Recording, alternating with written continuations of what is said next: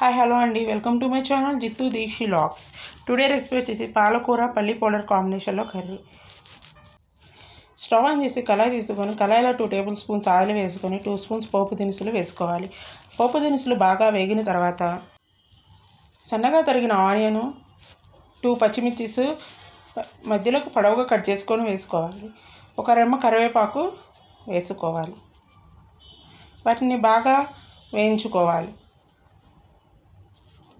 ఆ వేయించిన వాటిలో 1/2 స్పూన్ పసుపు వేసుకొని పాలకూరని సన్నగా తరిగి పక్కన పెట్టుకొని క్లీన్ చేసుకున్నాం కదా, ఆ పాలకూరను ఇప్పుడు ఈ ఆనియన్ పచ్చిమిర్చి వాటిలో వేసేసుకోవాలి. వేసుకున్న తర్వాత 2 టేబుల్ స్పూన్స్ సాల్ట్ అనేది వేసుకోవాలి. ఈ సాల్ట్ ఏంటంటే ఎవరికి టేస్ట్ ఎంతగా సరిపడుతుందో టేస్ట్కి తగ్గట్టు వేసుకోవాలి. పాలకూరను బాగా మగ్గనివ్వాలి. మరొక స్టవ్ మీద ఒక కళాయి పెట్టుకొని పచ్చిశనగపప్పు 4 టేబుల్ స్పూన్స్, పల్లీలు 4 టేబుల్ స్పూన్స్, నువ్వులు 3 టేబుల్ స్పూన్స్ వేసుకోవాలి. వాటిని బాగా ఫ్రై చేసుకోవాలి, పచ్చివాసన పోయేదాకా ఫ్రై చేసుకోవాలి.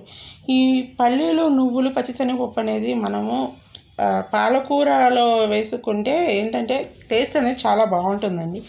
అది ఏంటంటే పిల్లలకి ఇంట్రెస్ట్ లేకపోయినా కొంచెం రైస్లో కలుస్తుంది, ఒక ముద్ద తినాలనిపిస్తుంది. చాలా టేస్టీగా బాగుంటుంది.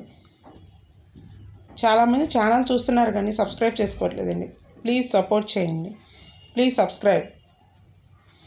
వీటిని బాగా వేయించి మనం పక్కన పెట్టుకున్నాం కదా, కొంచెం చల్లార్చిన తర్వాత మిక్సీ గిన్నెలో వేసుకొని మనం గ్రైండ్ చేసుకోవాలి.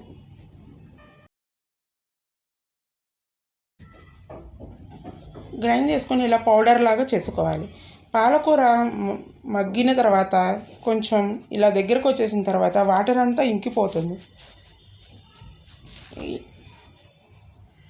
వాటర్ ఇంకిపోయిన తర్వాత ఈ పౌడర్ని నేను సుమారుగా చూసి చేతితో వేసానండి. 3 or 4 టేబుల్ స్పూన్స్ వేసుకోవచ్చు.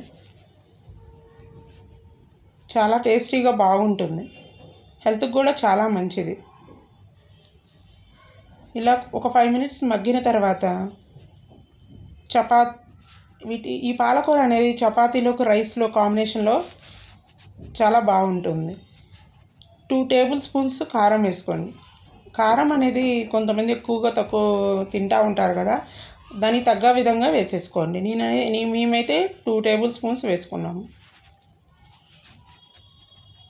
ఓకే అండి, మీకు వీడియో నచ్చితే లైక్, షేర్, సబ్స్క్రైబ్ అండి. Please support.